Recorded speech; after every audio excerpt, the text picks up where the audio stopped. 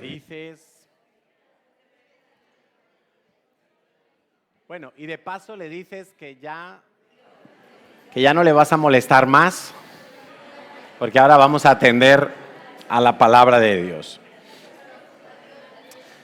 Bueno, venimos hablando estas semanas sobre las fiestas del otoño. Tuvimos la visita de Quique y Natalia y hicimos ahí un pequeño paréntesis con la predicación de Quique, pero Dios, que sabe todas las cosas y ordena todas las cosas, pues también a través de Quique habló un poquito de estar preparados, ¿no? Solamente para situarnos rápidamente, estamos en medio de las fiestas solemnes del otoño. Fue Yom Teruah el pasado 4 de octubre. En el calendario bíblico eso corresponde al primer día del mes séptimo de la Biblia, el mes de Tisri. Y bueno, son fechas que Dios ha señalado para que las tengamos en cuenta, para que sepamos algo de los planes de Dios. Estuvimos estudiando y el que no lo voy a repetir ahora, hace 2 domingos estuve hablando de esto, cómo las fiestas eran sombra de lo que había de venir. Era apenas algo que nos ayudaba a intuir un poquito de lo verdadero, lo que había de venir, que sin duda era el cumplimiento de todas esas fiestas en Cristo Jesús. Vimos que las fiestas de la primavera, que son la Pascua, las primicias, los panes sin levadura y Pentecostés, todas ellas las cumplió Jesús en su primera venida hace 2000 años. Creemos que la segunda venida del Señor está relacionada con las fiestas del otoño. Pero bueno, pasó Yom Teruah, que tiene pinta, mucha pinta de ser el día de la fiesta en el que, como suena la final trompeta, pues el Señor regresará en un día como ese a buscar a su iglesia. Parece ser que el Señor nos concede más tiempo para seguir predicando el Evangelio hasta que Él venga. Y eso es importante, que cuando Dios nos da más tiempo, no es para mis planes personales, no es para llevar a cabo mi agenda personal, sino para predicar el Evangelio a todas las naciones hasta que Él venga. Porque además esa es una de las señales que se tiene que cumplir para que el Señor regrese, que se haya predicado el Evangelio hasta lo último de la tierra. El viernes pasado en la vigilia pues tuvimos esta enseñanza sobre Yom Kippur, porque coincidía con esa otra fiesta que está señalada también en la palabra de Dios, Yom Kippur, el día de aflicción, el día de expiación. Y Víctor nos compartió allí muy interesante sobre todo lo que tiene que ver con esa feria, con esa fiesta. Y tendremos del 16 al 23 de octubre la fiesta de tabernáculos, para lo cual ya hablaremos la semana que viene. Pero yo quería basarme hoy en 2 ideas fundamentales. Acabamos de pasar 2 de las fiestas señaladas por Dios, que son Yom Teruah. Yom significa día, Teruah significa trompeta de Dios. ¿Sí? El sonido del shofar, el sonido de una alarma, no necesariamente es un shofar, es todo lo que nos ayude a despertarnos, todo lo que nos ayude. Acordaos que dejamos la tarea de leer Mateo 25, la parábola de las vírgenes, de las 10 vírgenes, y ahí no dice que sonó un shofar, pero sonó una voz que decía, ahí viene el novio. ¿Os acordáis los que lo habéis leído? Bueno, los que no lo habéis leído, tenéis la tarea pendiente todavía, para entender un poco más de los últimos tiempos y del regreso del Señor, porque al final es de lo que estamos hablando. Todas las fiestas bíblicas están relacionadas con el regreso del Señor, con la venida del Señor, o bien en su primera venida o bien en su segunda venida. Por lo tanto, qué bueno sería que estemos bien familiarizados, bien empapados de todo lo que significan esas fiestas, cuál es su significado profético y no solamente el ritual que está descrito en la Biblia y que no es en lo que nosotros nos fijamos especialmente. Entonces, yo quiero hacer 2 apuntes hoy, uno sobre Yom Kippur, que pasó este viernes, y el otro sobre Yom Teruah, porque más que nada lo dejamos un poquito a medio desarrollar y quiero terminar de desarrollarlo. Entonces hoy vamos a girar en torno a las dos ideas fundamentales que quiero compartir sobre estas dos fiestas. Y quiero empezar por Yom Kippur porque lo tenemos más reciente, fue este viernes. Víctor nos explicaba que era el tiempo de arrepentimiento, etcétera, etcétera, de obras muertas. Y la palabra Kippur tiene que ver con afligir. Realmente la Biblia no usa la palabra ayuno. La palabra que se usa allí en el original hebreo es afligir, es humillar, es violentar, es incluso se podría traducir por maltratar. Y Dios lo que está diciendo es: tú tienes que humillar tu alma. Hemos aprendido y seguimos aprendiendo más y más que el ayuno de alimentos es una de las herramientas que más nos ayudan a humillar el alma.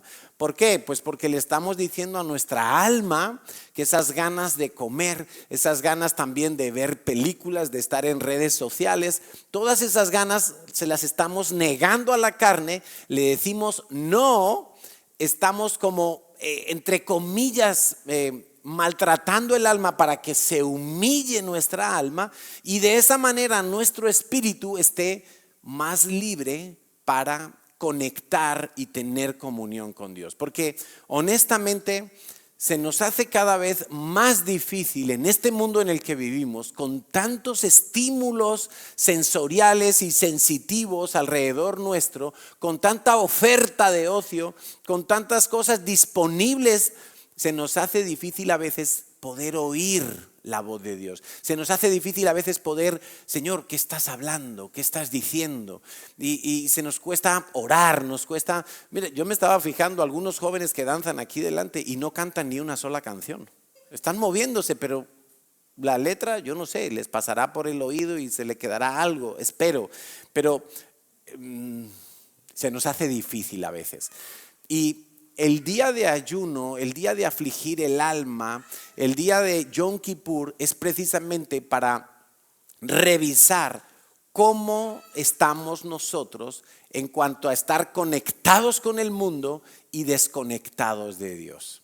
Por eso Dios puso una fiesta cada año, que es el Yom Kippur, para que estuviéramos como revisando eso. El problema es que algunos se quedan con esa como con ese punto en el año y el resto del año hacen lo que les da la gana, hacen lo que les complace y se olvidaron de la esencia de ese mandamiento, que es una revisión, es una puesta a punto, pero para seguir a punto todo el resto del año. No es porque tengo que hacerlo un día. En eso se volvieron especialistas los judíos, los israelitas. Entonces, cuando yo me humillo, fíjate qué interesante, cuando yo me humillo, cuando yo, no las circunstancias, no Dios, sino yo, Dios puede querer humillarme y puede que Dios me esté aplastando en la vida y no me esté favoreciendo en nada, pero aún así puede que yo internamente no me haya humillado. Puede que me echen de un trabajo, puede que me vaya mal en muchas cosas y aún así mi alma no humillarse. Entonces dice Santiago 4:6 que Dios resiste a los soberbios, pero da gracia a los humildes, a los que se humillan. Entonces, ¿tú quieres que te vaya bien en tu trabajo? Bueno, pues además de cualificarte adecuadamente, sé humilde. Tú quieres que te vaya bien como ciudadano, como padre, como madre, como trabajador, como jefe. Mira, ¿quieres que te vaya bien? Sé humilde. Que te vaya bien en tu ministerio donde sirves en la iglesia, sé humilde. Porque si no, te vas a encontrar a Dios de frente. Y ese muro no lo vas a poder derribar nunca.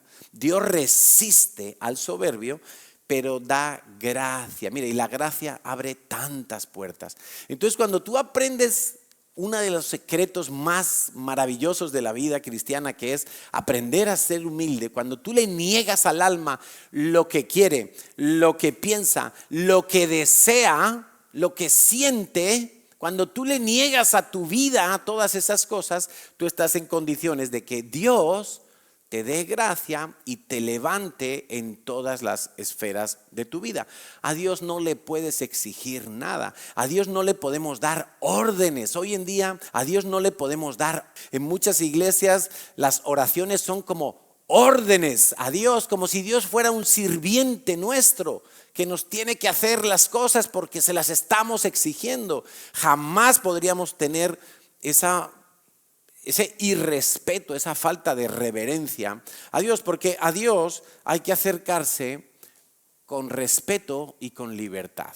Ayer tuvimos escuela para padres y los padres lo entienden muy bien. Los hijos tienen toda la libertad para venir a los padres y pedirnos dinero para una chuche, pedirnos ropa que le gusta, pedirnos ir al parque de atracciones. Ellos tienen toda la libertad, pero no me pueden hablar como si yo fuera su coleguita del instituto. No me pueden hablar con chulería. No me pueden exigir nada. De la misma manera, nosotros con Dios tenemos toda la libertad de acercarnos, toda la libertad de pedir, pero tenemos que ser respetuosos. Tenemos que ser reverentes delante de la majestad de Dios. Entonces, ¿qué ocurre? Que, claro, en el Antiguo Testamento, y estas fiestas fueron dictadas por Dios en el Antiguo Testamento. Se le dictó a Moisés en el Antiguo Testamento. Las fiestas forman parte del sistema de leyes que Dios tenía para el pueblo de Israel. Y el sistema de leyes es un sistema complejo. ¿Para qué nos vamos a engañar? Es un enredo. Todas las personas que quieren vivir siguiendo estrictamente la ley acaban enredados. Todos sin excepción. Especialmente los que conocen mucho de la ley pero tienen poco del Espíritu Santo. Allí se meten en un fango, en unas arenas movedizas, donde quedan atrapados, donde viven con culpa, donde frecuentemente dudan de su salvación, donde no tienen libertad, son religiosos que creen que lo saben todo. Normalmente la gente no quiere estar con los religiosos, con los fariseos, porque conocen mucho y hacen sentir culpable también a los demás. Y acuérdate que en el tiempo de Jesús había una estirpe, una clase de élite espiritual, o eso creían ellos, que eran los fariseos, pero el pueblo común y corriente no quería mucho que ver con ellos. Pero cuando vieron a Jesús que se sentaba a comer con los pecadores, con las prostitutas, para darles gracia, para hablarles de la salvación, para hablarles de un camino nuevo, la gente en multitudes seguía a Jesús, pero con los fariseos no querían estar. Ni los fariseos se mezclaban con el pueblo común, por cierto, porque eran como chusma, como de segunda categoría. Bueno, eso es lo que consigue la religión, hacer que otros parezcan malos y yo parezco bueno. Otros parece que no tienen ni idea de Dios, yo lo sé todo de Dios. Eso es lo que consigue el sistema de la ley, pero en verdad es un sistema fallido porque esas personas realmente no conocen a Dios, porque no tienen su espíritu. Porque conocer a Dios no es conocer lo que dice la Biblia, sino entender por el Espíritu lo que Dios ha dicho en la Biblia. No se trata de acumular versículos y conocimiento y recitar de memoria, sino de vivir, y de vivir porque estoy ligado al corazón de Dios, entonces entiendo el propósito de Dios. Ahora, un ejemplo de toda esta complicación es Yom Kippur. Cuando tú lees en Levítico 16, por ejemplo, que relata todo lo que Dios le dijo a Moisés que tenía que hacer el sumo sacerdote en esta festividad, es un enredo complicadísimo. No sé cuántos tenía que llevar unos animales por su propio pecado el sumo sacerdote, tenía que llevar otros animales por el pueblo, por el templo, tenía que sacrificarlos en un orden, luego imponer las manos sobre uno, mandarlo al desierto. Bueno, eso era una complicación muy, muy grande. Y fíjate, quiero leértelo en Levítico 16:2, solamente este versículo. Dice Dios a Moisés: dile a Aarón, tu hermano, porque Aarón fue el primer sacerdote, que no en todo tiempo entre en el santuario detrás del velo, delante del propiciatorio que está sobre el arca, para que no muera, porque yo apareceré en la nube sobre el propiciatorio. ¿Qué quiere decir esto? Para los que no están bien ubicados en la cultura bíblica del Antiguo Testamento, el tabernáculo que Dios le mandó construir a Moisés tenía 3 partes: un atrio, el lugar santo y el lugar santísimo. Del lugar santo al lugar santísimo había un velo, una cortina gruesa. Y nadie, es lo que está diciendo Dios, oye, un momento, aquí veo que están entrando al lugar santísimo donde estaba el arca de la alianza, donde estaban los 2 ángeles de oro. Y Dios dice, no, esto cambia. A partir de ahora no va a entrar el sumo sacerdote cuando le dé la gana allí al lugar santísimo, a encontrarse con mi presencia. Dice, porque yo apareceré en la nube sobre el propiciatorio. El propiciatorio era una tapa de oro que cubría el arca de la alianza, y sobre esa tapa era que tenían que echar la sangre de los machos cabríos que habían sacrificado específicamente para ese día. Bueno, Dios le dice a Moisés y a Aarón, oye, no vas a entrar cualquier día allí, solo vas a entrar en el día de Yom Kippur. A partir de ahora, solo en el día de Yom Kippur. Ahora, ¿qué hicieron los judíos? Ellos dijeron, bueno, el día de Yom Kippur es un día muy solemne, muy especial, es un día de recogimiento, vamos a ayunar, porque entendieron que el ayuno ayudaba a afligir el alma, pero ya, ayunaban un día y el resto del año me puedo emborrachar, puedo mentir, puedo adulterar, puedo hacer lo que quiera, no voy a la sinagoga en aquella... Bueno, hicieron como el ritual y pensaban que haciendo ese ritual ya estaban bien con Dios y el resto del año no pasa nada. El resto de los 360 y pico días no pasa nada. Dios no cuenta, ya no tengo que afligir mi alma.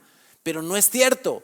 Dios quería que ellos en el día de Yom Kippur revisaran si estaban viviendo con su alma afligida. No era solamente que ese día tenían que afligir su alma, sino era como, oye, es un examen, estoy bien, yo vivo humillado delante de Dios. Este día me tiene que servir para darme cuenta de eso. Y si no estoy bien, pues me pongo las pilas y de ahí en adelante voy a vivir humillado delante de Dios. Entonces los judíos usaron, porque no tenían al Espíritu Santo, solo tenían la ley, convirtieron la ley en una excusa, escucha esto, para la maldad de su corazón. Entonces la ley decía, no adulterarás. Pero quizá un hombre casado miraba a una mujer que no era la suya, se la imaginaba desnuda, se imaginaba una fantasía sexual con ella, y él decía, no, yo no he adulterado porque no me fui a la cama con esa señora. Quizá perdonaban a alguien y llevaban un sacrificio al templo o al tabernáculo, pero en su corazón estaban odiando a esa persona. No habían perdonado de todo corazón. Diezmaban, como le dijo Jesús a los fariseos, diezmaban de todos los negocios, de todas las cositas que hacían, hasta de lo más pequeño. Dice, pero se olvidaban de los pobres, se olvidaban de hacer misericordia con el necesitado, con el extranjero. Entonces eran como que, me enfoco en la ley, cumplo ese ritual, pero no importa cómo esté mi corazón. Eso es lo que hace la ley en una persona sin el Espíritu Santo.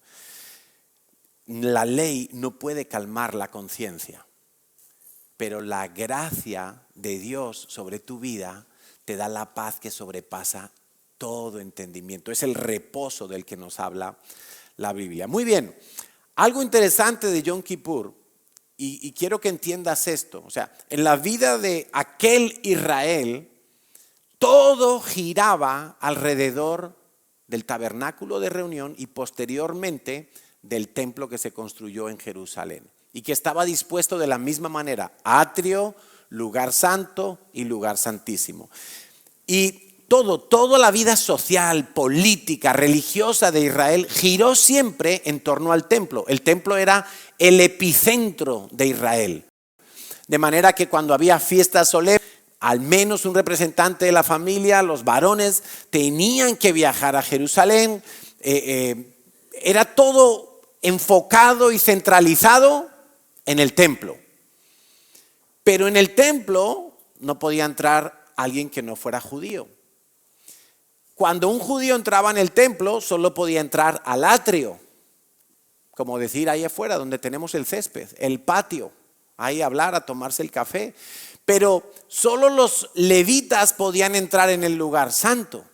Y si estaban de turno, si no, no.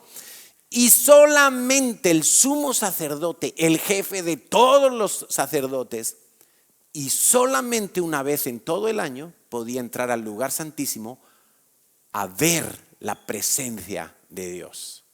Entonces tú te puedes imaginar, ese día el sumo sacerdote tenía que entrar con la sangre de los machos cabríos para el perdón de sus propios pecados, porque él era hombre y pecaba como tú y como yo, pero también con la sangre de los machos cabríos por el pecado del pueblo entero.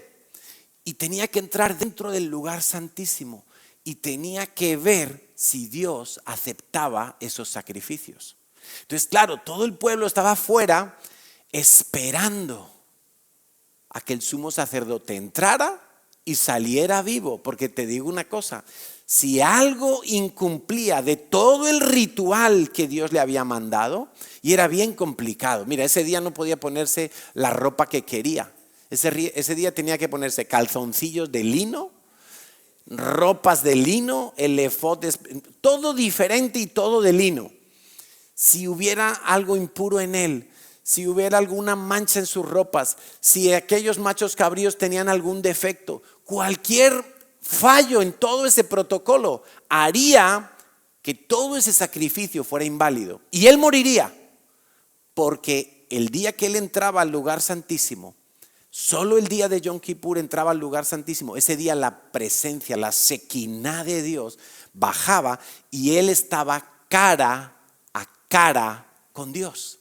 Por eso tenía que ser todo perfecto. Y el pueblo estaba afuera y estaban esperando a ver que saliera vivo el sumo sacerdote. Os lo he contado en alguna ocasión, en sus vestiduras le ponían unas campanitas. Si en algún momento de esa ceremonia privada que hacía el sumo sacerdote delante de Dios, solamente él, si se dejaban de oír las campanitas un ratito, eso significaba que algo había salido mal. Dios no había aceptado ese sacrificio.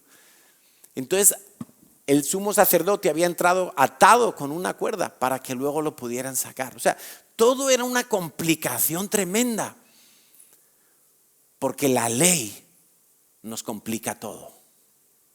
Dios lo hace sencillo, Jesucristo lo hace sencillo, pero la ley lo complica todo. El punto aquí es que el sumo sacerdote tenía la responsabilidad y al mismo tiempo el privilegio de que una vez en el año él podía ver cara a Dios. ¿No te parece eso algo asombroso? Una responsabilidad inmensa. Pero al mismo tiempo, algo como demasiado importante, demasiada responsabilidad. Todo tenía que salir perfecto. Cara a cara, quédate con ese concepto. De hecho, los judíos hasta el día de hoy, al Yom Kippur, uno de los nombres añadidos que le dan a esta fiesta es el día del cara a cara. Porque el sumo sacerdote podía estar cara a cara con Dios. ¡Qué responsabilidad! Pablo dice en la primera carta a los Corintios capítulo 13, después de hablar de todas las características del amor de Dios, dice en el versículo 9 al 12, porque en parte conocemos y en parte profetizamos, mas cuando venga lo perfecto, mira, ya había venido Cristo, ya había muerto, ya había resucitado, ya había ascendido, ya había sido derramado el Espíritu Santo en Pentecostés. Ahora Pablo está escribiendo cartas a los primeros cristianos y dice, cuando venga lo perfecto, o sea, la primera venida de Cristo no fue la consumación de todas las cosas. Cuando venga lo perfecto, porque mira, si hubiera sido la consumación de todas las cosas, tú y yo ya no tendríamos lucha contra el pecado. Pero alguien aquí se ha levantado hoy con alguna gana de pecar, quizá contra ese autobús que no paró, quizá contra ese coche que se cruzó, quizá contra alguien que te sacó de tus casillas y te han dado ganas de... Pues bienvenido, a mí también me ha pasado. Todavía seguimos batallando contra el pecado, porque todavía no ha venido lo perfecto. Cuando venga lo perfecto, entonces solo lo que es en parte se acabará. Cuando yo era niño, hablaba como niño, pensaba como niño, juzgaba como niño, mas cuando ya fui hombre, dejé lo que era de niño. Ahora, en este tiempo, porque el tiempo de Pablo era el mismo tiempo que el nuestro, el tiempo de Pablo ya eran los tiempos finales de la iglesia, el tiempo de hoy siguen siendo los tiempos finales para la iglesia. Y dice, ahora, en este tiempo, vemos como por espejo. Pero los espejos de hace 2000 años no eran como los de ahora, que prácticamente uno puede confundir la realidad con la imagen que ve en el espejo. Los de aquella época era un metal un poco pulido, que te daban una cierta imagen, pero para nada totalmente nítida. Dice, vemos oscuramente, mas entonces, ¿cuándo? Cuando venga lo perfecto, entonces veremos cara a cara. Pablo, judío, fariseo de fariseos, conocedor de toda la ley de Dios, usa ese término, cara a cara. Ahora conozco en parte, pero entonces conoceré como fui conocido. Pablo lo que está diciendo es, mira, un día tú te vas a sentar en las bodas del Cordero, vas a estar delante de Dios. Delante de Dios. Ese día ya no habrá el temor de, ay, si seré acepto, si no seré acepto, si el sacrificio de los machos cabríos, si Dios me mata. No, ese día tú vas a estar cara a cara con Dios y vas a estar en plena seguridad porque tu sacrificio es el de Jesús, que ya fue declarado perfecto, suficiente, completo, único y eterno. Y ese día vas a estar cara a cara. Hay una canción muy bonita de Marcos Vidal que se llama Cara a cara. Es una canción preciosa. Él habla de cuando esté ese día en la presencia de Dios. Directamente en la presencia de Dios, ¿podré articular alguna palabra? ¿Podré llorar, reír? ¿Qué pasará ese día? Porque ninguno de nosotros hasta hoy hemos experimentado algo semejante. Aquel día, cuando Jesucristo regrese, lleve a su iglesia en el rapto, en el arrebatamiento, estaremos con Él cara a cara, sin velos, sin ningún intermediario, sin nada que nos pueda distorsionar la visión, la apariencia. Ahora conocemos en parte, entonces conoceremos plenamente y le veremos cara a cara. De todas estas cosas nos habla Yom Kippur. Ahora, sí es verdad que cuando vino Jesús en su primera venida, Él nos pasó de las tinieblas a la luz. Eso es totalmente cierto, pero nos queda todavía que este cuerpo de muerte que llevamos encima hasta el día que muramos, pues tiene que deshacerse y tenemos que recibir un nuevo cuerpo glorioso y poder estar ya directamente en la presencia de Dios. Pero Jesús sí ganó para nosotros poder tener acceso a tener comunión con el Padre. Dice en Mateo 27, 50 y 51, Jesús, habiendo otra vez clamado a gran voz, entregó el Espíritu en la cruz, y he aquí el velo del templo se rasgó en dos, de arriba abajo. Y la tierra tembló y las rocas se partieron. ¿Qué significa que el velo se rasgó? Bueno, nos lo explica Hebreos capítulo 10, una carta como está escrita a los hebreos. Los hebreos entendían perfectamente todo este lenguaje que usa Hebreos de sacerdocio, de vestiduras, de sacrificios, de altares, de sangre, porque ellos crecieron en su cultura con todos los parámetros de la ley. Pero nosotros, quizá nos puede costar un poco, pero si hemos leído el Antiguo Testamento y luego venimos y leemos el Nuevo Testamento, podemos tener la fotografía completa y tener ese mismo entendimiento, más aún de la mano del Espíritu Santo. Dice Hebreos 10, 19, así que hermanos, teniendo libertad para entrar en el lugar santísimo por la sangre de Jesucristo. Eso que pasó cuando Jesucristo murió en la cruz, que dice que tembló la tierra, que las tumbas se abrieron de los que durmieron en Cristo, que se rasgó el velo, eso es un símbolo de que ahora ya no iba a haber una pared de separación para entrar al lugar santísimo. Es como que se abrían las puertas. Por eso dice Pablo, hermanos, en Cristo, teniendo libertad para entrar al lugar santísimo. El lugar santísimo representa el único lugar donde la presencia de Dios se manifiesta a una persona. Teniendo libertad para entrar al lugar santísimo, para estar en la presencia de Dios, por el camino nuevo y vivo que Él nos abrió a través del velo, esto es su propia carne, y teniendo un gran sacerdote sobre la casa de Dios, acerquémonos. Mira, en lo que Pablo está diciendo, si de algo te tiene que servir Yom Kippur, es para ver si tú estás disfrutando de la entrada libre, gratuita, permanente, no solo el día de Yom Kippur, sino todos los días del año. A ti que no eras sumo sacerdote, pero que eres hijo de Dios en Cristo Jesús, ¿estás disfrutando? ¿Estás acercándote con corazón sincero, en plena certidumbre de fe, purificados los corazones de mala conciencia, lo que no podía hacer la ley, y lavados los cuerpos con agua pura? Te tiene que servir Yom Kippur para tú saber si estás aprovechando lo que Dios te ofrece a través de Jesucristo. Algunos se conforman con la salvación. La salvación definitivamente es lo más grande que recibimos de Dios. Pero viven en esta vida como si no fueran hijos de Dios. No tienen comunión con el Padre. No entran a la presencia. No tienen comunión, no tienen cercanía. Cuando Jesús muere en la cruz, Él está 3 días sepultado. Y mira lo que dice Hebreos capítulo 9, un capítulo antes. Hebreos capítulo 9, versículo 11 y 12. Estando ya presente Cristo, sumo sacerdote, esto es muy importante, sumo sacerdote de los bienes venideros. Aquellos antiguos sacerdotes en el antiguo pacto, en el Antiguo Testamento, eran nombres, levitas, pero eran nombres como tú y como yo. Cuando se moría un levita, pues tenía que poner otro levita. Cuando se moría el sumo sacerdote, había que nombrar otro sumo sacerdote. Se morían, porque eran como tú y como yo.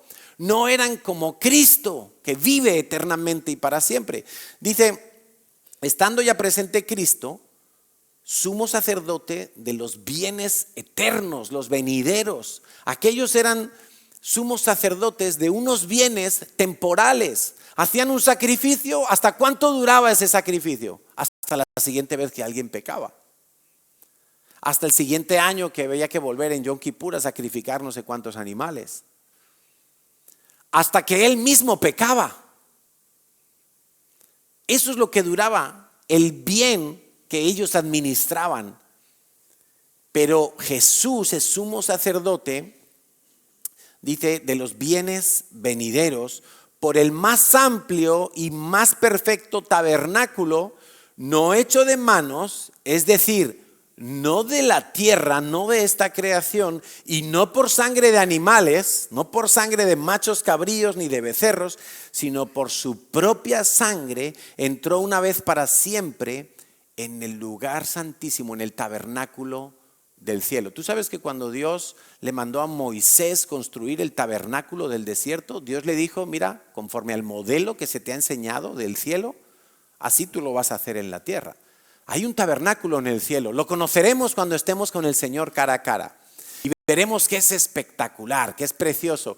Pero Jesús no se usó su sangre para entrar en el templo de Jerusalén y ofrecerla allí.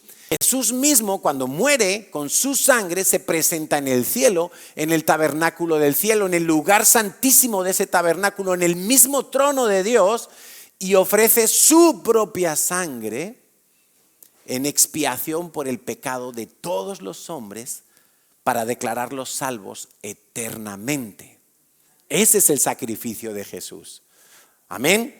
Es algo maravilloso, es algo completo, y para nosotros Yom Kippur es un recordatorio de ese sacrificio completo de Jesús, que te da a ti y a mí libre entrada a su presencia. Libre, acércate con plena confianza. Ahora, yo te diría, para ti, por ejemplo, hacer el devocional se puede haber convertido en un ritual. Igual que para los judíos, Yom Kippur se convirtió simplemente en un ritual que lo hacían una vez al año y el resto del año como si Dios no existiera. Para ti el devocional se puede haber convertido en una oracioncita, en un protocolo que haces por la mañana y que lo satisfaces para quedar bien con Dios, pero luego el resto del día tú mientes a tus jefes, tú haces negocios con estafas, tú miras a todas las mujeres, tú codicias todo lo que tienen con los demás, usas tu lengua para murmurar. Es como, ya no, pero yo hice el devocional, soy buen cristiano. ¿Estamos? Hacer el devocional es un privilegio, porque en el antiguo pacto, una sola persona en todo Israel, en todo el mundo, una sola persona y un solo día en el año y por un ratito podía estar en la presencia de Dios. Tú puedes entrar cualquier día, a cualquier hora. Cualquiera de los hijos de Dios podemos hacerlo. ¿Eso es una obligación o es un privilegio? ¿Eso es una carga o es una bendición? Bueno, eso es lo que tú tienes que recordar en Yom Kippur, que todos los días tú puedes tener un cara a cara con el Señor. Un cara a cara con el Señor. Mira, algunos gastan su dinero en una entrada para ver a su artista favorito, para ver a su equipo de fútbol favorito y pagan avión y pagan entrada y pagan de todo por estar en un espectáculo que dura 1, 2, 3 horas. Ay, que voy a ver a Shakira que viene a Barcelona, 100 euros la entrada y la compro de reventa, 500 euros, pero no me la pierdo. 3 horas para estar con Shakira allí a 200 metros. Pero para estar cara a cara con Dios todos los días, que tienes entrada libre, completa y gratuita, y a veces decidimos no ir, a veces decidimos no entrar, a veces decidimos pasar de Dios, ignorar a Dios. Eso es lo que nos tiene que recordar Yom Kippur. Dice Hebreos 11:6, sin fe es imposible agradar a Dios, porque es necesario que el que se acerca a Dios crea que le hay y que es galardonador de los que le buscan. ¿Tú crees que Dios quiere imponerte una carga para que tú hagas el devocional? Si Dios está diciendo, mira, hoy tengo aquí estos dones, hoy tengo aquí estas bendiciones, hoy tengo aquí esta revelación, hoy tengo aquí esta gracia, hoy tengo aquí este gozo. A ver qué hijo mío viene hoy al lugar santísimo porque yo soy galardonador de los que me buscan. Y todavía pensamos, ay, que hay que hacer el devocional, que pesado mi líder, que no es tu líder, que es tu cita con Dios, que es tu cara a cara con Dios. ¿Por qué no entras? ¿Por qué no lo aprovechas? Es necesario que el que entre al lugar santísimo crea que allí está Dios, esperándote. Y mira, para galardonarte. No para decir, ay, vino, ya no le pongo falta. Ya no puedes seguir haciendo el conéctate o el curso de sanidad. Faltó 2 veces. No, Dios no es así. Nosotros sí, porque somos un poco complicados. Pero Dios no es así. Dios quiere galardonarte porque sin fe no te vas a acercar. Y si te acercas sin fe es como si no te acercaras. Pero si tú te acercas y tienes fe, Dios te va a galardonar. Te vas a encontrar con Él. Ahora, ¿qué vas a hacer mañana por la mañana? A primera hora cuando suene tu despertador. Bueno, yo te invito a que vivas tu Yom Kippur. Que aflijas tu alma que quiere dormir media hora más.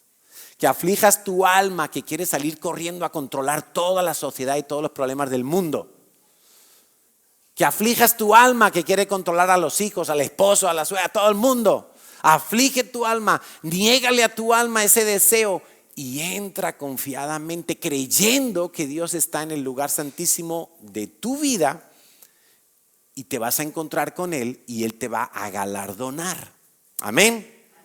Eso es Yom Kippur.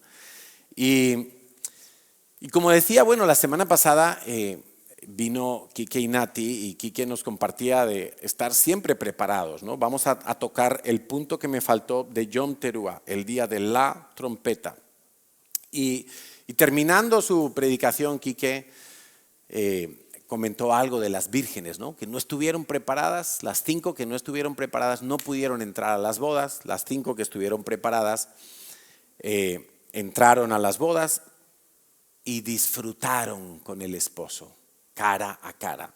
Pero yo estuve estudiando y analizando este pasaje con los hombres que se conectaron a la intercesión de hombres, porque eso es solo para hombres, que no se vaya a meter por allí ninguna pelandrusca. Solo para hombres. Las mujeres tienen otra intercesión, pero allí hicimos un estudio muy guapo de Mateo capítulo 25. Por cierto, este jueves, varones, nos volvemos a reunir y ya darán los datos al final de la reunión. Pero allí estuvimos hablando de todo el significado de esas bodas, todo el significado de lo que significaba la vasija, la lámpara, el aceite, la luz de la lámpara, la esposa, el novio que viene, quién es el que grita y viene el novio. Todo eso tiene un significado absolutamente profético relacionado con la segunda venida del Señor. Y allí lo estuvimos estudiando, algo introdujimos hace 2 domingos, se pueden ver las predicaciones en YouTube, pero yo quería enfatizar hoy, pensé que no llevo 1 hora predicando, ¿no? Llevo 40 minutos, vale, está bien. Yo quería enfatizar hoy algo de la fiesta de Yom Teruah que tiene que ver con los últimos tiempos y que le estuve preguntando al Señor porque me inquietaba y creo que Dios me dio una respuesta para explicar esto. Vamos a Juan capítulo 1, donde nos habla, el apóstol Juan nos habla de Juan el Bautista, porque son 2 Juanes diferentes, ¿no? Son los Juanes. Juan 1:19. Dice así: este es el testimonio de Juan cuando los judíos enviaron de Jerusalén sacerdotes y levitas para que le preguntasen. ¿Dónde enviaron? Pues porque Juan vivía en el desierto, porque Juan bautizaba en una zona del Jordán que estaba por ahí en medio del desierto. Dice, ¿tú quién eres? Él dijo, y no negó sino confesó, yo no soy el Mesías. Y le preguntaron, ¿qué pues? ¿Eres tú Elías? Dijo, no soy. ¿Eres tú el profeta? Respondió, no.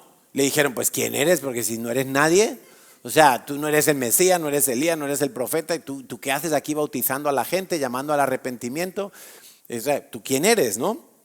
¿Cuáles son tus credenciales?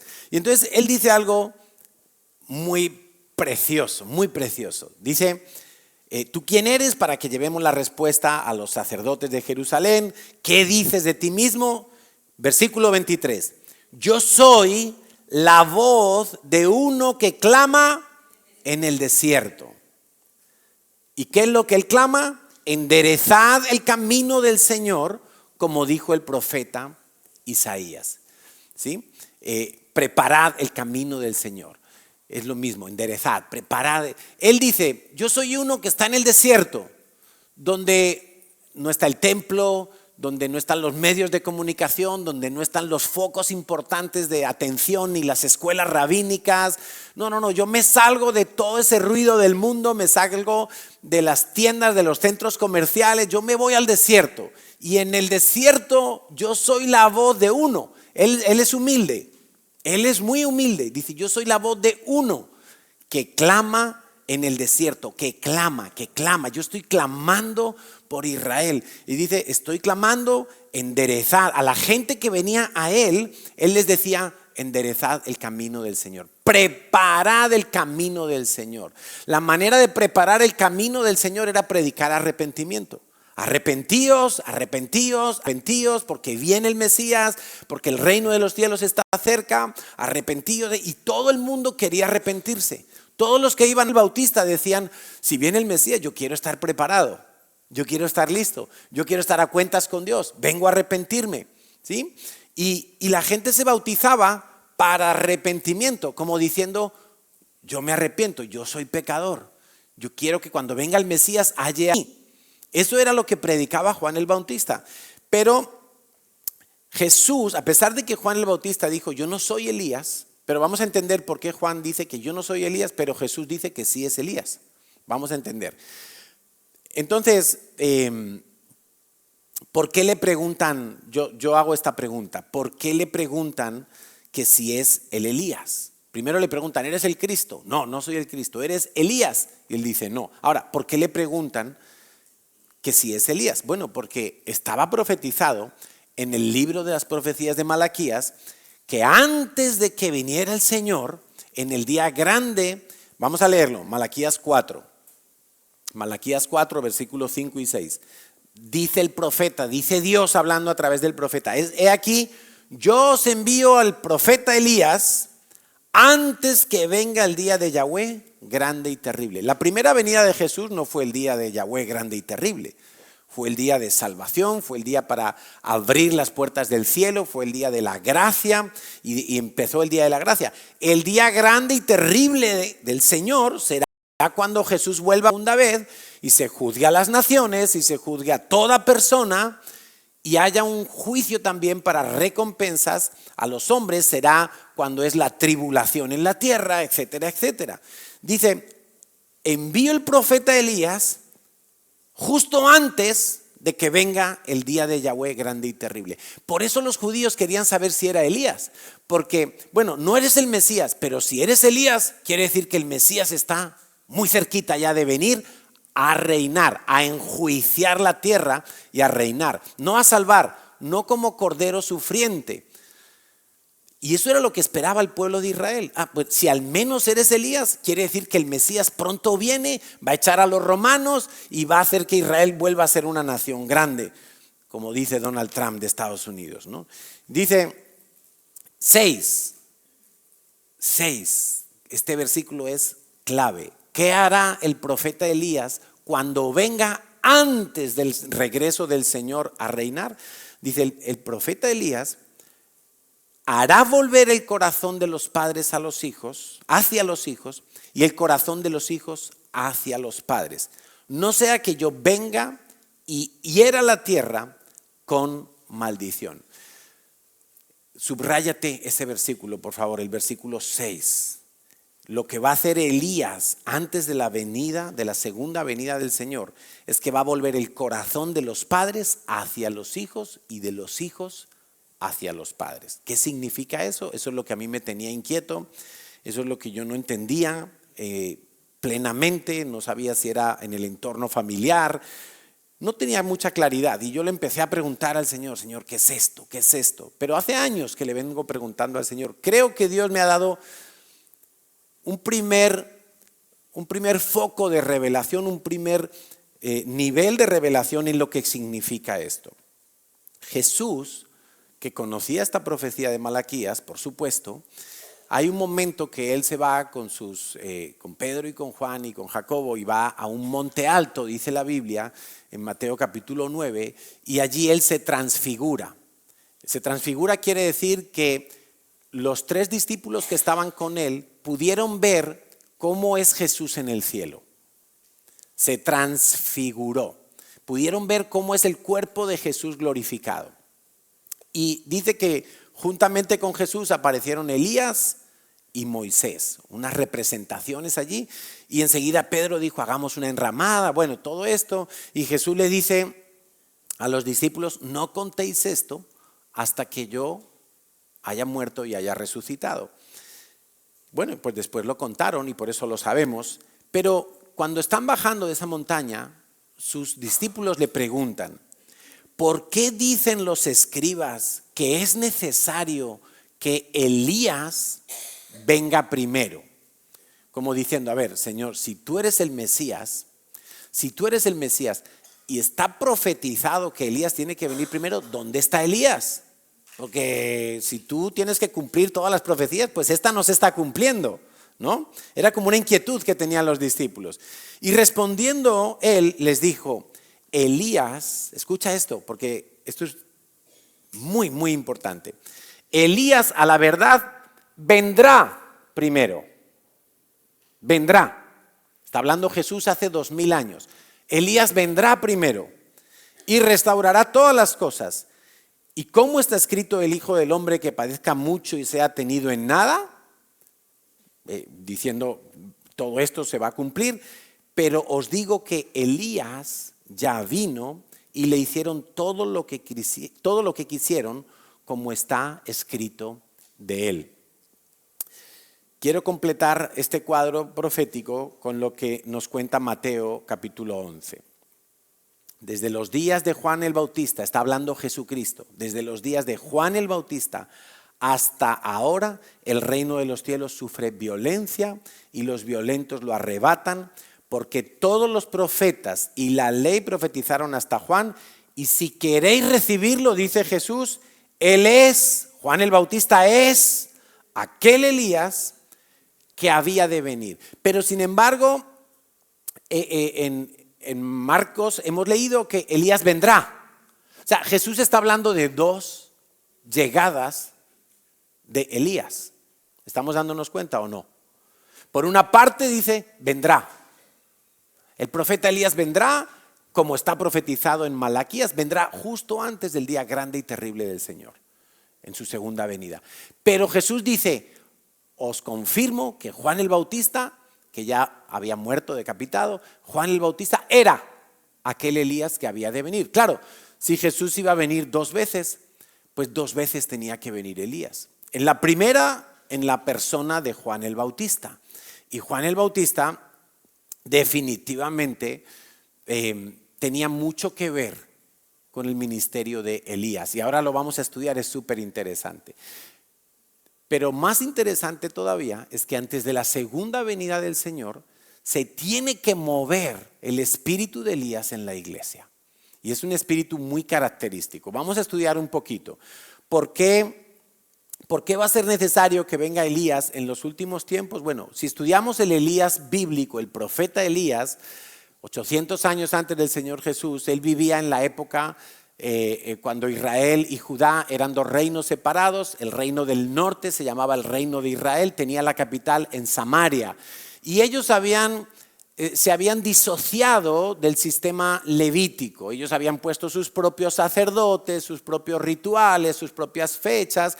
Acordaos que la mujer samaritana le dijo a Jesús, aquí en este lugar es donde se tiene que adorar, pero vosotros decís que es en... Ya todo estaba como 2 sistemas, ¿no? Bueno, cuando Elías vivió, él fue profeta de varios de los reyes de Israel, y entre ellos el rey Acab. Acab estaba casado con una mujer que se llamaba Jezabel, que bien lo sabemos.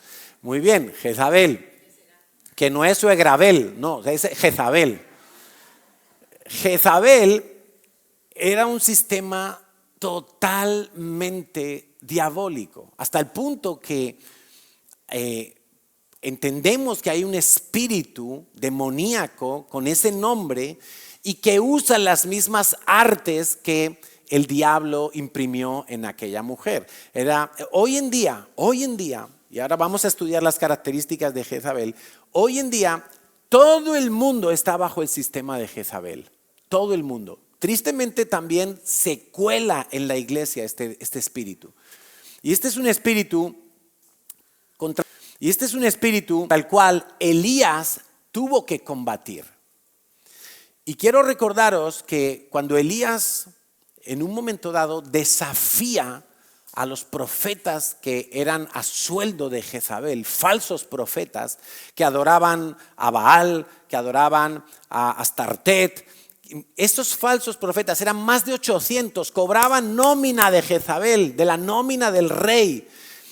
Y cuando Elías los desafía y finalmente los avergüenza y finalmente los mata a todos cortándoles el cuello, Elías con sus ayudantes, Jezabel lanza un decreto de muerte contra Elías y le dice, antes de mañana yo te habré dado muerte a ti, Elías, como tú le has dado muerte a mis profetas. Y Elías huye, ahí lo podéis leer en primer libro de Reyes, capítulos 16 en adelante, varios capítulos, es una historia preciosa. Y Elías, con ese poder impresionante que tenía, que abrió el río Jordán, levantó muertos, resucitó al hijo de la viuda de Sarepta, tantas cosas que hizo Elías, oró y no llovió, oró y llovía. O sea, con tanto poder que tenía, y vemos un Elías humano que de repente tiene miedo de ese decreto de muerte, va y se esconde, los cuervos le traen comida, lo alimentan, luego Dios le manda donde la viuda de Sarepta, y vemos un Elías muy humano, a pesar de tener tanto poder y tanto respaldo de Dios. Bueno, él se libra de la sentencia de muerte, pero vemos en el Nuevo Testamento que Juan el Bautista, que es el Elías que había de venir, ¿cómo murió Elías? ¿Cómo murió Juan el Bautista? Le cortaron el cuello en la cárcel, porque Juan el Bautista tenía ese mismo espíritu confrontador, celoso de las cosas de Dios que tenía Elías. Elías le decía al pueblo de Israel: ¿hasta cuándo vais a claudicar entre dos pensamientos? Si adoráis a Dios o adoráis a Baal, escoger uno de los dos, pero no podéis estar toda la vida con un pie en cada territorio.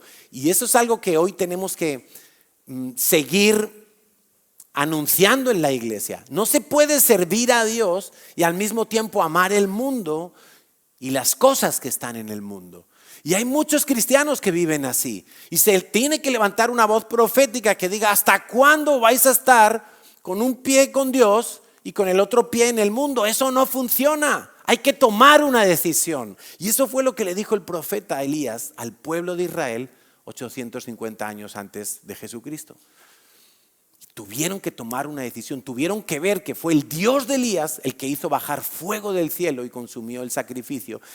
Y el falso Dios Baal, como no es Dios, como no es nada, no pudo hacer nada en el sacrificio de los falsos profetas. Quedaron avergonzados. Y esta voz la tenemos que levantar en el día de hoy. Primero, confrontar esa doble moral, esa doble vida que muchos llevan en la iglesia. No se puede vivir así, iglesia. Hay que tomar decisiones, y estas son decisiones personales. Elías llegó a creer que solo él había quedado en todo el reino de Israel que fuera fiel a Dios. Y Dios le tuvo que decir: no, tú no eres el único. Yo me he reservado 7,000 hombres que no han doblado su rodilla ante Baal. 7,000, no estás tú solo. Hay pueblo fiel de Dios, y ellos son los que te van a ayudar en este tiempo difícil. Bueno, Elías desafió a Jezabel, desafió a Acab, desafió a todo el sistema perverso de falsos profetas que había en aquella época. Pero resulta que Acab, que era el rey, el verdadero rey era Acab. Él era el heredero del trono y él tenía el anillo real. Pero Acab era en España decimos un calzonazos. No tenía los pantalones puestos, ¿no? En otros países se dice de otra manera, pero todos entendémoslo. Era un hombre flojo, era un hombre pusilánime, era un hombre que no sabía ejercer la autoridad, y por eso tenía que llegar su mujercita Jezabel y manipularle de todas las formas posibles y ser ella la que reinaba bajo cuerda en el reino de Israel. En aquella época, Jezabel, que era una mujer de Sidón. Sí, Sidón es uno de esos lugares que ahora está bombardeando Israel por allí en el Líbano. En aquella época, Sidón, ella era hija del rey de Sidón. Era una zona totalmente idólatra. Allí estaba el templo de Baal. Y ella trajo esa cultura a Samaria y la impregnó en el rey de Israel. Primero que todo, ¿qué hace el rey de Israel casándose con una mujer no israelita?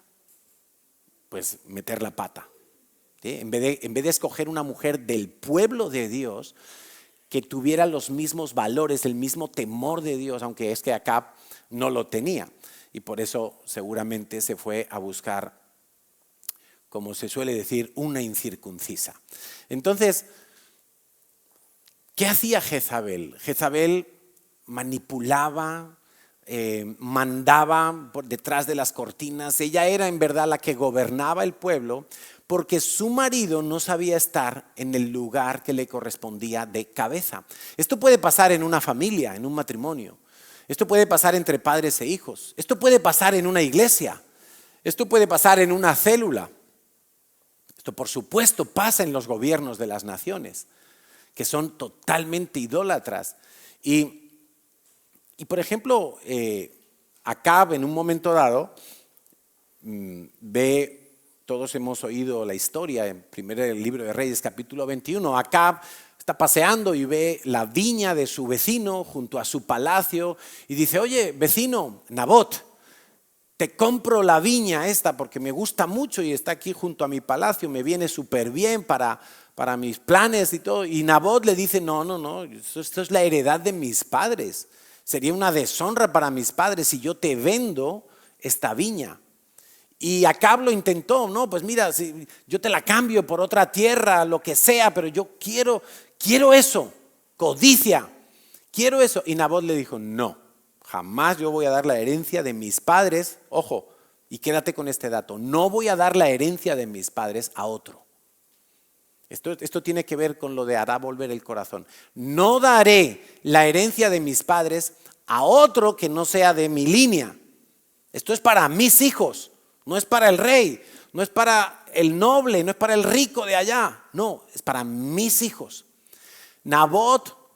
Acab, primer libro de Reyes, capítulo 21, versículo 4. Y vino Acab a su casa triste y enojado. Pero tú te puedes creer que un rey que tenía territorios por donde quiera, riquezas las que quiera, se puede enojar y deprimir por una pinche parcela,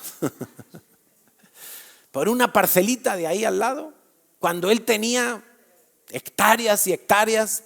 Dice: se fue a su casa triste y enojado por la palabra de Nabot de Jezreel, que le había respondido diciendo: no te daré la heredad de mis padres.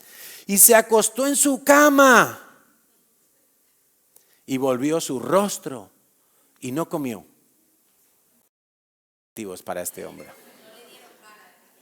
No le dieron vara de pequeño, no lo corrigieron bien, definitivamente. ¿Cómo se puede ser tan bobo? ¿Cómo se puede ser tan flojo? ¿Cómo se puede ser tan necio de deprimirse porque aquel no me vendió su propiedad, teniendo yo todo lo que quiera y más? Bueno, pero ahí entra en juego su esposita Jezabel.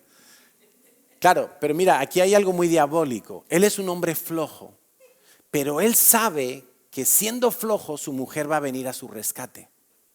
Y entonces su mujer, usurpando la autoridad del rey, ella escribe unas cartas como si fuera autoridad de rey. Y escribe unas cartas diciendo: Nabot ha blasfemado contra Dios, Nabot ha blasfemado contra el rey Acab, Nabot es un sinvergüenza, Nabot es un mentiroso, Nabot esto es una cosa terrible. Entonces pagó gente levantara contra Nabot y lo apedrearan y lo mataran. Y cuando ya había muerto, dice en el versículo 15, Jezabel oyó que Nabot había sido apedreado y muerto, porque Jezabel es homicida. Anótate esto: Jezabel no solamente es manipulación, no solamente es acusación, no solamente oprime, Jezabel es homicida. Y ese espíritu se va a mover en los últimos tiempos. Dice que cuando oyó que había muerto, le dijo a su marido Acab: levántate, toma la viña de Nabot de Jezreel, que no te la quiso dar por dinero, porque Nabot no vive, sino que ha muerto. No dice le he matado, dice ha muerto, pobrecito, se ha rebalado en la bañera y se ha matado. No, ella no cuenta la verdad, pero tú imagínate qué nivel de manipulación. Ella lo orquesta todo, compra la vida de algunos para que lo maten y satisface el capricho de su marido. Acab es caprichoso, es flojo, pero es caprichoso, es infantil, pero por medio de su esposa manipuladora consigue sus caprichos. Esto es muy jezabélico, muy de lo que se mueve en este mundo y que nosotros como una iglesia que tiene que tener el espíritu y el poder de Elías, ese es el título de hoy, nosotros vamos a tener que combatir ese espíritu y lo combatimos ciertamente. A veces nos toca hablar con papás que no quieren disciplinar a sus hijos y solo la mamá le da con la varita y le decimos, pero ¿y tú qué quieres? Que tu hijo te vea como un flojito. ¿Tú quieres que tu hijo te vea como alguien sin autoridad? Tú tienes que ejercer la autoridad. Tú tienes que ser también autoridad. Eres la autoridad en tu casa.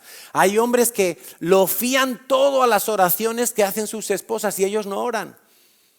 Y son flojitos para orar o para ir a la célula. Y se tienen que poner las pilas porque el varón es el sacerdote, es el rey de la casa.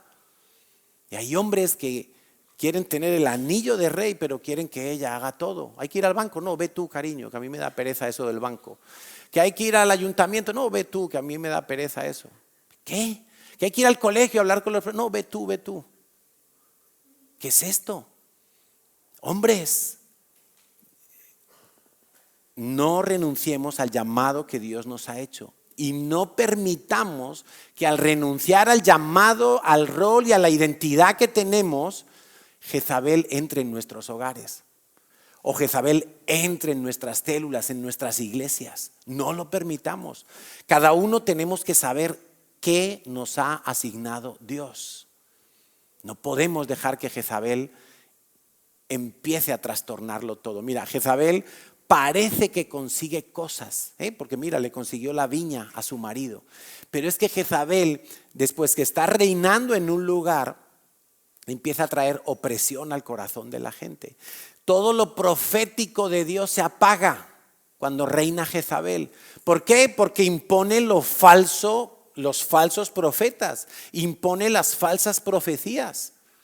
Eso es lo que hace Jezabel en una casa o en una iglesia.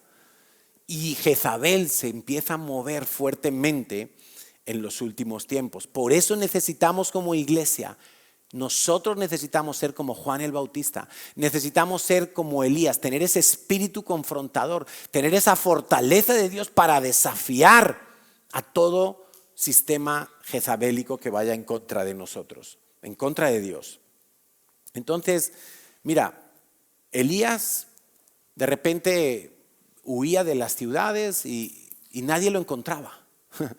Era un hombre que también se alejaba del foco central de la ciudad, donde estaba todo el movimiento de la sociedad.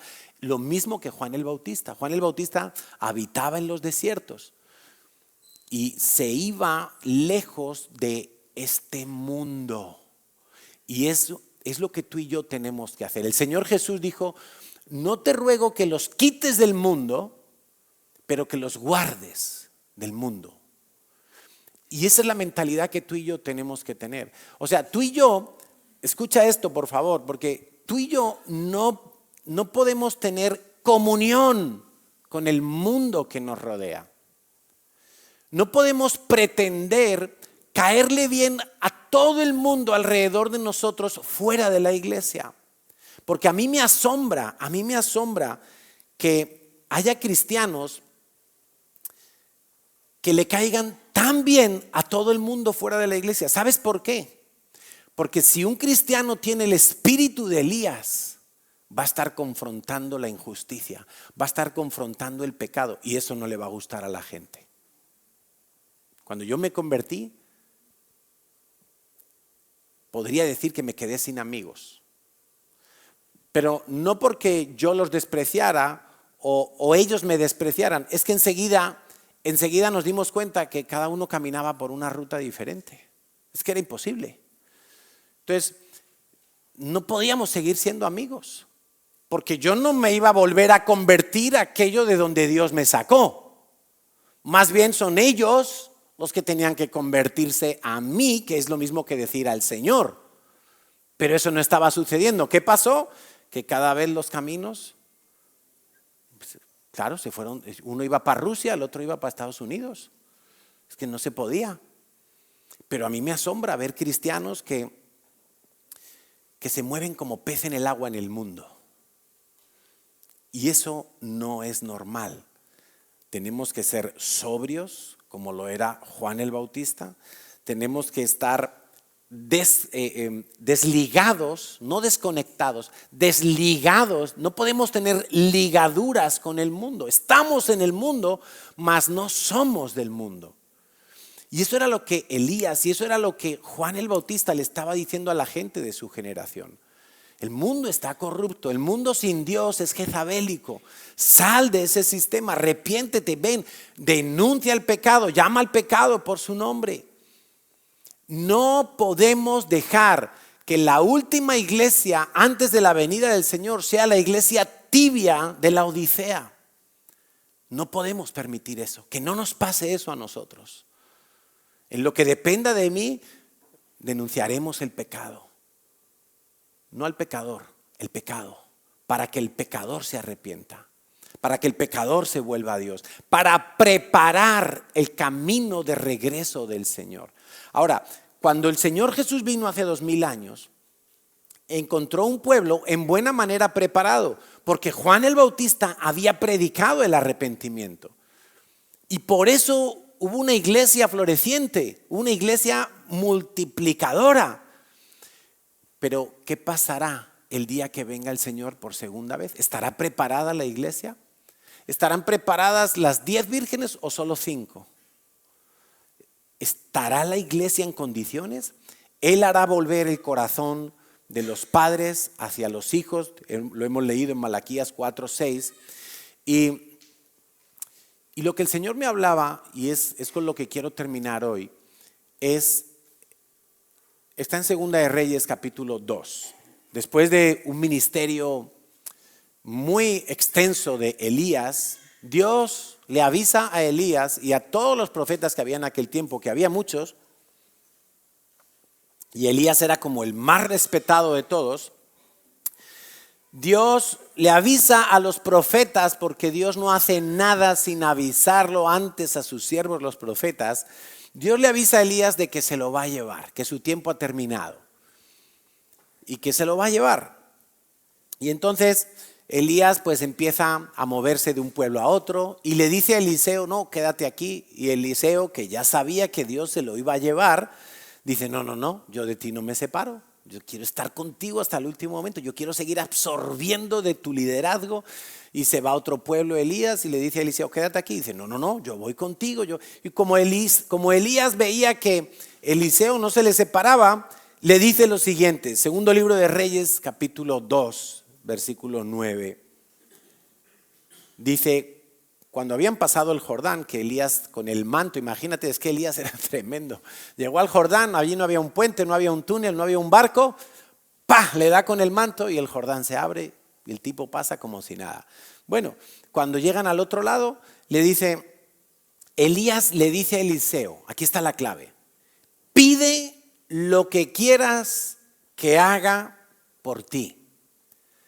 Eso es una característica de un líder que quiere dejar herencia. No es un líder egoísta, no es un líder personalista, no es un líder que está pensando en su ministerio, sino que le dice a Eliseo, pide lo que quieras que haga por ti antes que yo sea quitado de ti. O sea, alguien que quiere pasar el testigo, un testador, alguien que quiere dejar un testamento, una herencia. ¿Qué puedo hacer por ti? ¿Qué más hago por ti? Pídeme, ¿qué quieres? ¿Qué quieres que haga por ti? Y Eliseo representa la otra cara de la moneda. O sea, aquí tenemos al líder que quiere entregar un testigo, que quiere entregar una herencia espiritual. Aquí tenemos al discípulo que está pidiendo y que no ignora lo que le está diciendo su líder, sino que se mete en el juego y le dice, te ruego una doble porción de tu espíritu sea sobre mí. Wow. No, o sea, mira, no le dijo, yo quiero que me des una clave del crecimiento espiritual. Yo no quiero que me des, que me hables bien delante de todos los demás profetas para que me respeten. No. Le pidió el poder de lo alto, el mismo poder que tú tienes, yo quiero el doble. Podría ser que Eliseo fuera como un poquito atrevido, ¿no? Oye, pero tú, Elías, tú has parado la lluvia, has resucitado a un muerto. Yo quiero el doble. Bueno, o sea, podría parecer muy arrogante, pero por otra parte uno dice, bueno, si el poder de Dios es ilimitado, si este hombre es mi pastor, es mi líder y me está diciendo qué quieres que haga por ti antes de que Dios me lleve a su presencia, pues yo voy a pedir.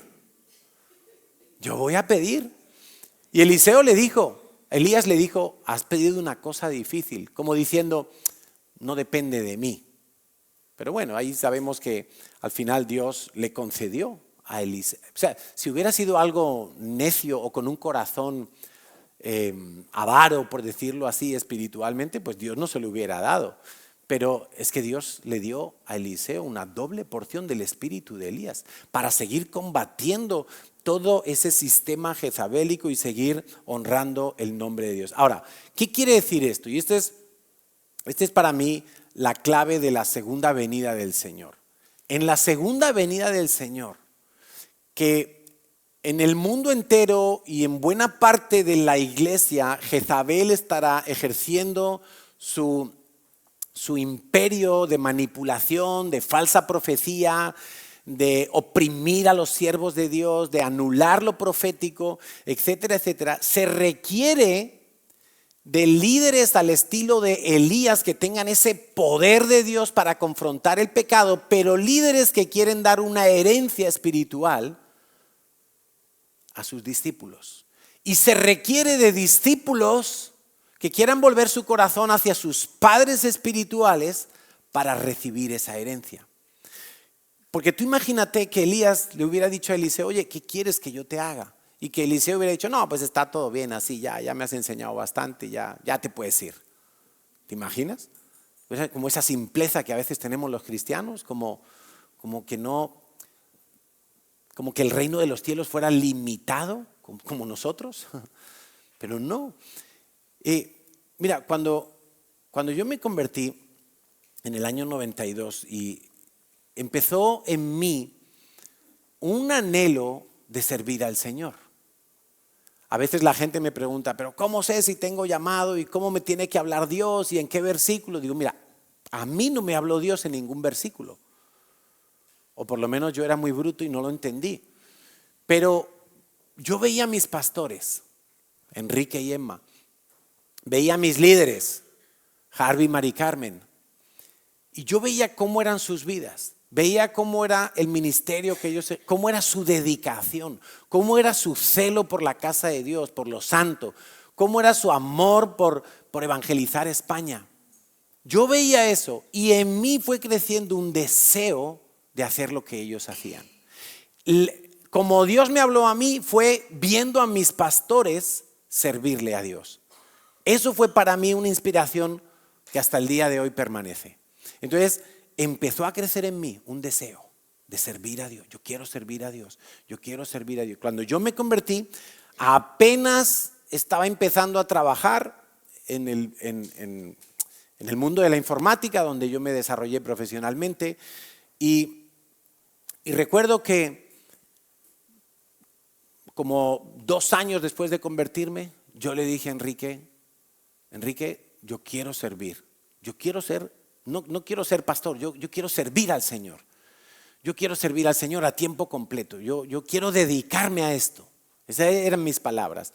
Yo quiero ser misionero, yo quiero ser tiempo completo. Yo quiero dedicar mi vida a esto. No hay una causa más noble que yo pueda buscar o tener en la vida que dedicarme a lo que vosotros os dedicáis. Yo no sabía ni lo que estaba diciendo, evidentemente, pero ese deseo iba creciendo. Recuerdo que Enrique me dijo, mira, Carlos, vamos a hacer una cosa. Tú estás en pleno desarrollo profesional, en tu carrera profesional. Vamos a esperar que llegues un poco más alto y cuando estés bien arribita y hayas quemado etapas allí profesionales, volvemos a hablar. Y entonces me dices si quieres seguir con ese anhelo de servir al Señor. Bueno, y eso pasó. Pasaron unos 4 años. Estoy hablando de memoria, quizá fueron 3, quizá fueron 5. Pasaron varios años donde yo fui creciendo profesionalmente y llegué a cotas que yo no me había imaginado antes. Y cuando estaba en lo más alto de mi carrera profesional, cuando tenía un sueldazo, cuando tenía que me pagaban comidas en restaurantes, la empresa me pagaba toda la gasolina que gastaba, me pagaban el teléfono móvil, tenía mi despacho, tenía mi secretaria, tenía más de lo que yo hubiera imaginado. Y un día tomando café me dice Enrique, es el tiempo. Ahora sí. Claro, cuando yo estaba empezando mi carrera profesional, ¿qué era lo que me quería enseñar Enrique? Que yo estaba dejando muy poquita cosa. Ahora, cuando ya estaba aquí ganando un buen sueldo, no el de becario, sino el de aquí, ahora ¿quieres seguir sirviendo al Señor? No vas a ganar el mismo sueldo. ¿Quieres dejar esto para servir? Y yo dije, ¿quieres dejar esto? Sí, vamos. En 3 meses entramos a servir al Señor. Ya estábamos casados, por supuesto. Pero mira, nunca tuve inseguridad en el llamado, porque la inspiración la tenía delante de mis ojos. ¿Cómo vivían mis pastores que habían puesto sus propiedades hipotecadas para comprar locales, que hacían lo que hiciera falta para sacar la iglesia adelante? Y yo veía eso, cómo peleaban por las familias, cómo luchaban por cada vida. Cuando yo me convertí, la iglesia era pequeñita, éramos 30. Claro, todo se sabía y llegaba uno nuevo y eso era una celebración, como un cumpleaños.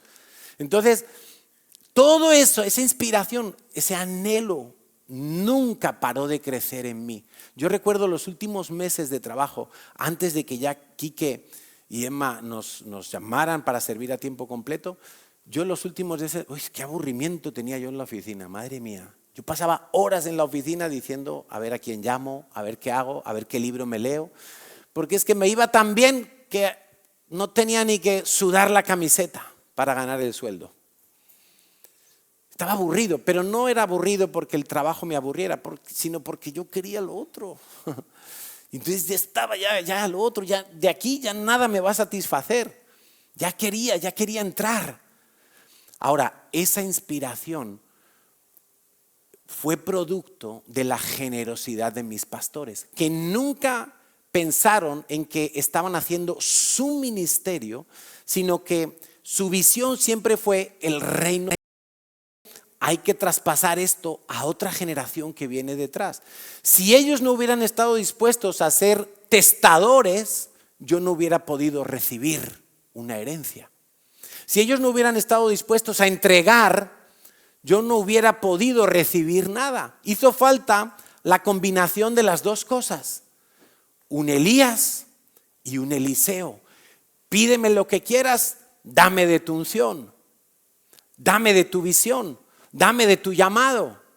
Y eso fue literalmente lo que ocurrió en la vida de Natalia y en mi vida. Ese anhelo crecía y nuestros pastores fueron generosos para compartir ese llamado, esa unción de Dios, esa visión que Dios les había dado. Y creo honestamente que eso es lo que necesitamos hoy en día, en los últimos tiempos. Lo que el Señor quiere levantar es un liderazgo que sea un liderazgo generacional, un liderazgo que pase a otra generación el llamado. Un liderazgo que no piense en sus resultados, sino en el reino de los cielos. Un liderazgo que esté dispuesto a impartir y a compartir y a imprimir en otros lo que Dios les ha dado. Discípulos que quieren ser herederos y no solamente miembros de una iglesia. Cuando tú lees en la Biblia, Dios es el Dios de Abraham, de Isaac, de Jacob, y ves que es un Dios que va traspasando la promesa de una generación a otra, y cuando Abraham iba a morir, ora por su hijo, y cuando Isaac va a morir, y se va traspasando la bendición porque hubo padres que dieron la herencia espiritual y hubo hijos que estuvieron dispuestos a ser hijos y recibir la herencia espiritual. Yo no creo en el llamado de alguien solitario, perdóname, no lo creo, no lo veo en la Biblia. Veo un Moisés y veo un Josué, veo un Pablo y veo un Timoteo. No creo en el llamado de alguien que quiere ir por su cuenta, de alguien que no quiere tener padres espirituales. Tampoco creo en el llamado de los que no tienen hijos espirituales. No es que no crea, es que eso se va a extinguir. Eso se va a morir. Y eso ha pasado en muchos movimientos cristianos, que se levantó un gran líder, pero el problema fue que era un líder personalista. Todo giraba en torno a él. Cuando se murió ese líder, el movimiento cristiano cayó. Porque no había hijos espirituales, porque no había descendencia espiritual que recibiera. Ni él estuvo dispuesto a entregarla, ni hubo discípulos dispuestos a recibirla. ¿Habrá líderes así en esta iglesia? ¿Habrá líderes que quieren no simplemente aprender o figurar, sino que quieren ser padres que disponen y preparan una herencia para pasarla a una generación? ¿Habrá en el otro lado de la moneda discípulos que le digan a sus líderes: dame de lo tuyo, me pego a ti para ser como Ruth, que se pegó al pueblo de Israel, tu Dios será mi Dios? ¿Habrá discípulos así en esta casa? ¿O simplemente haremos cursos y veremos una ruptura generacional? Eso es lo que no podemos permitir.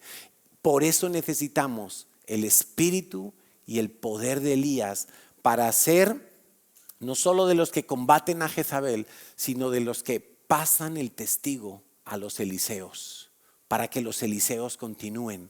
Y mira, Elías no murió. Elías fue arrebatado al cielo.